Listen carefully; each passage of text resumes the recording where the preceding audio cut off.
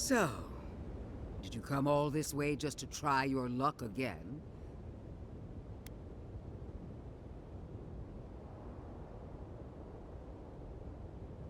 Good.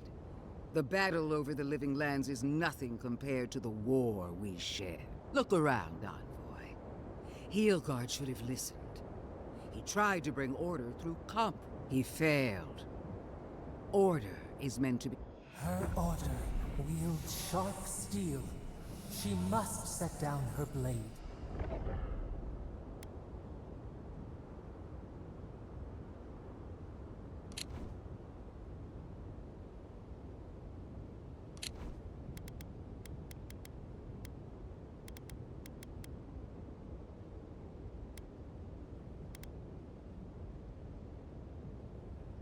You can tell Wodaka yourself once we've sent you back to the wheel. Don't insult my intelligence or my commitment to the cause. Treaties can be burned. The hands which shook over whatever deal you struck can be lopped off at the wrist. As for you, Sapadal's chains are broken, which means your soul is in their grasp. I don't know how deeply you've been compromised, Envoy. And if I don't know...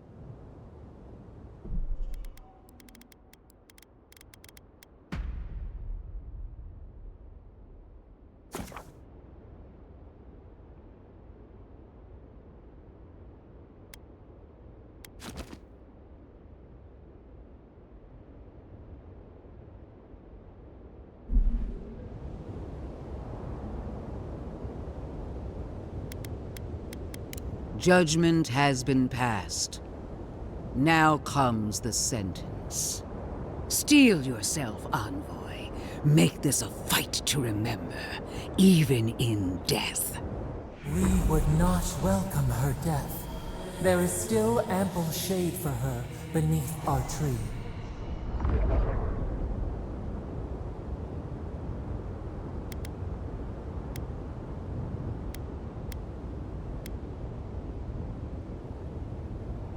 All this time, I knew you'd be worthy prey. Don't let me down. Farewell, Envoy. Let's finish this. Together. You won't be missed, Ludwig. Once I'm done killing you...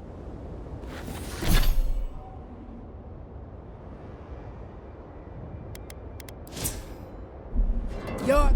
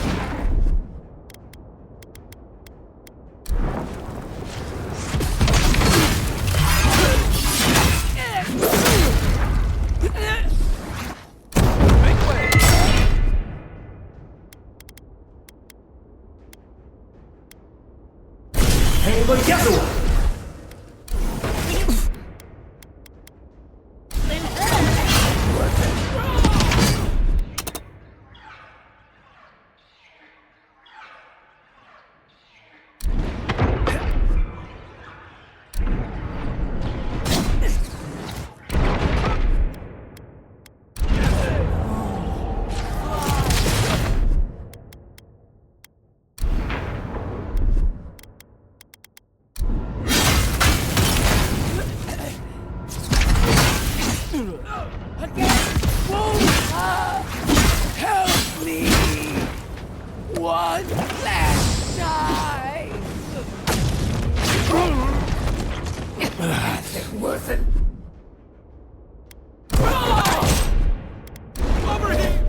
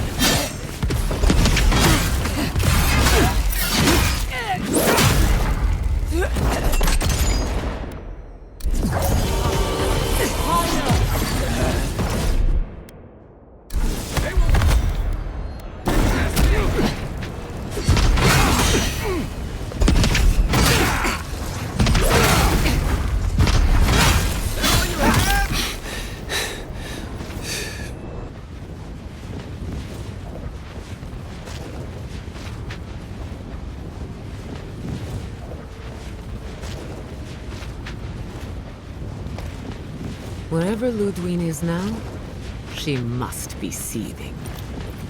Of course, we'd be happy to kill her again, if needed. She's done for, but we're not. Whatever's next, we'll face it. Together. Gods, you're all gonna make me sick. But carry on. Unraveled at last.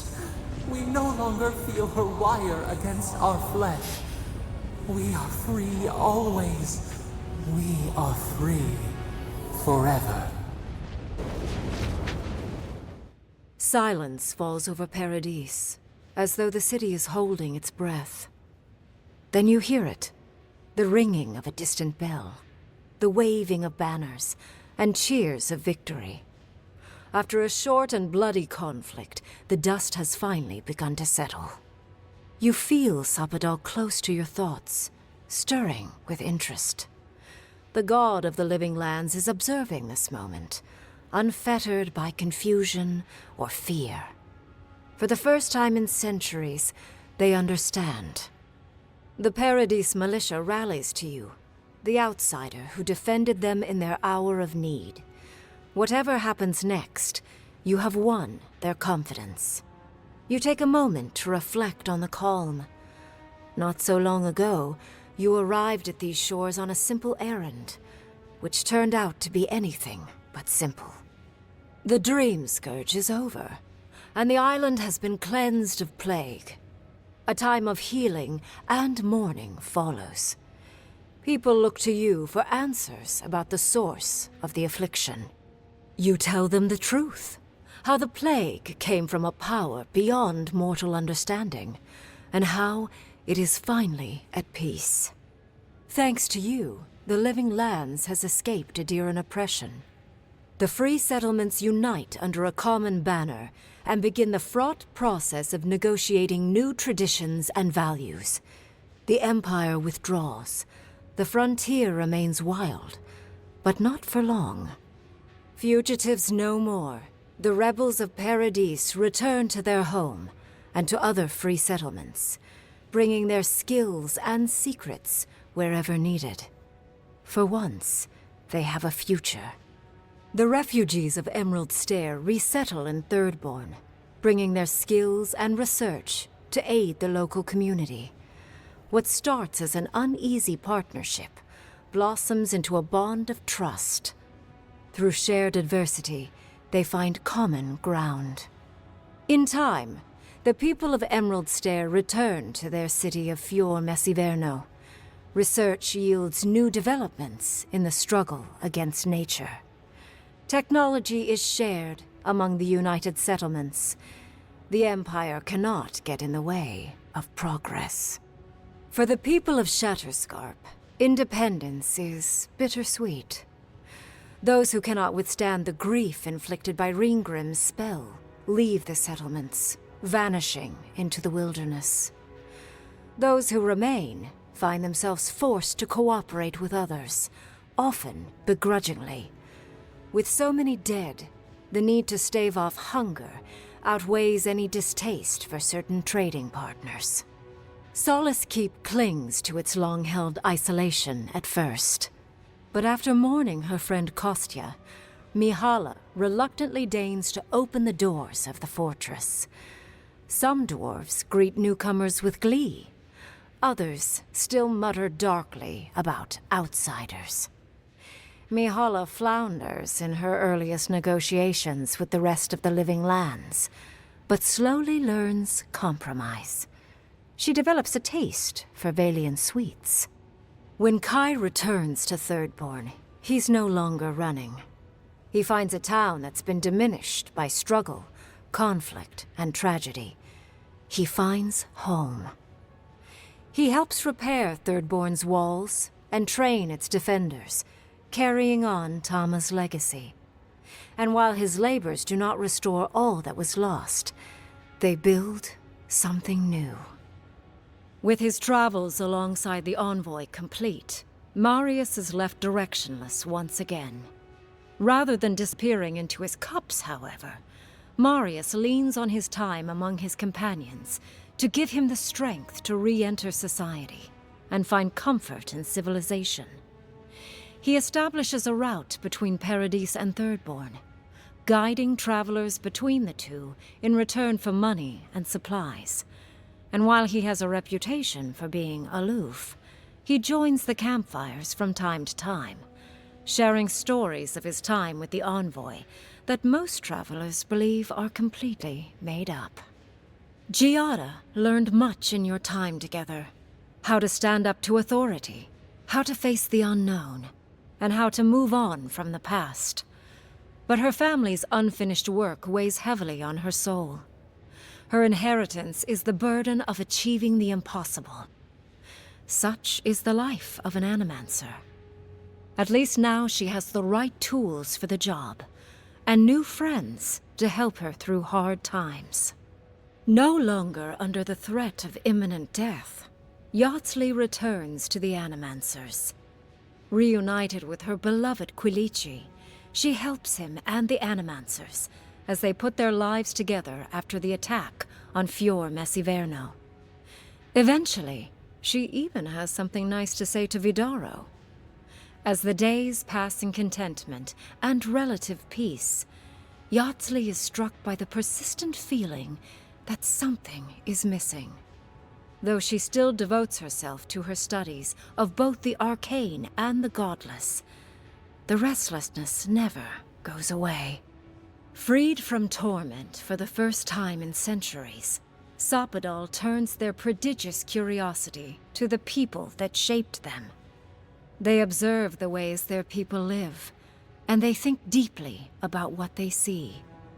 Though they flinch away from moments of violence, and they grieve souls returned to them too soon, the rage that once shook cities to rubble no longer rules them. Instead, they come to you with questions. They want to understand. After a time, they begin tentatively to garden. Where they can, they improve the lives of Kith, and the suffering that troubled them is reduced, if never fully eradicated. Their grief compels them to love, and they love unreservedly, with the power of a god. Sopadal pours a fragment of their power into the statue they claimed from the temple of Aethys. Newly embodied, they roam the living lands and learn to experience the world as Kith do. Their first attempts at locomotion are clumsy, and a stand of innocent trees is violently returned to the wheel. But as their confidence grows, so does their grace. Soon, they are bounding across the plains of eastern Dawnshore, leaping the river gorge in Emerald Stair, scaling the shark's teeth of Shatterscarp, and fearlessly wading into the Tusk's acid sea. When they break, they come to you to put them back together, and in time, they learn to fix themselves. They wander far afield. You see less of them, but they are never far from your thoughts. And on the rare occasion they return, they always bring you something beautiful and strange. The sounds of celebration pull you out of reverie. Many are waiting to greet you with open arms. You take a moment to catch your breath and savor it, because everything is about to change.